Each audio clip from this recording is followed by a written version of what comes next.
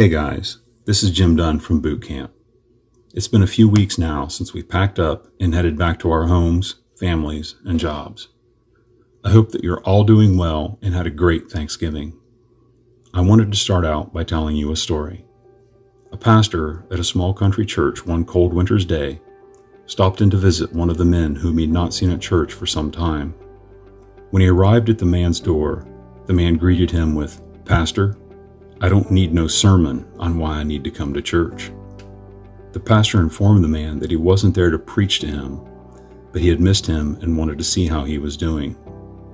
So the man invited the pastor in, and they sat down in front of the fireplace. The two men sat there quietly for some time, just staring into the glowing coals of the fire. Then the pastor grabbed the fire poker and pulled a single glowing ember out away from the coals.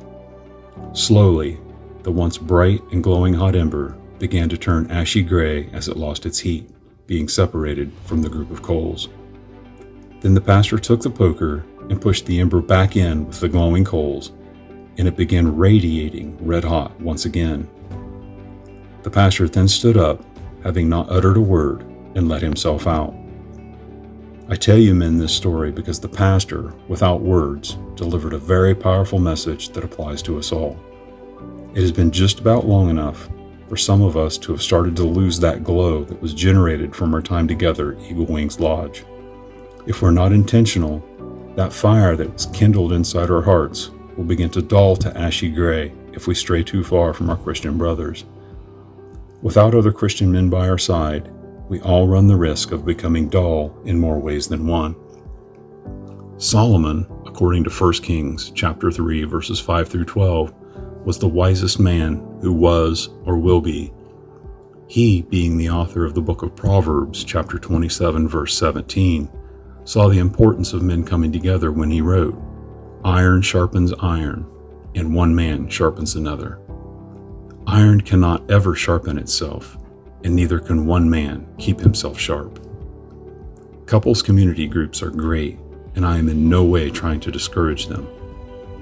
But unless you can broach a very sensitive issue that only you as a man face with women in the room, you're creating a potential crack for the enemy to sneak in if you don't have a group of men with whom you can be really, truly open and honest about whatever temptation, issue, or struggle you're currently facing.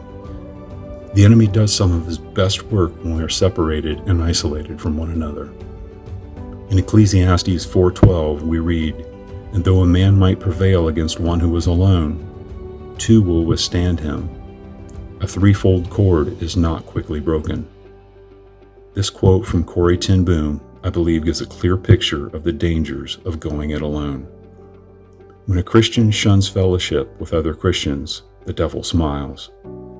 When he stops studying the Bible, the devil laughs. When he stops praying, the devil shouts for joy. Don't give him an opportunity, men.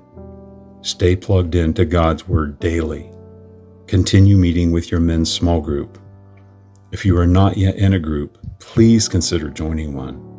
The Train to Reign website, traintoreign.org, has a form to fill out to join a group if you are interested, as well as numerous other invaluable resources. That's all I have for you today, men. Stay in the fight.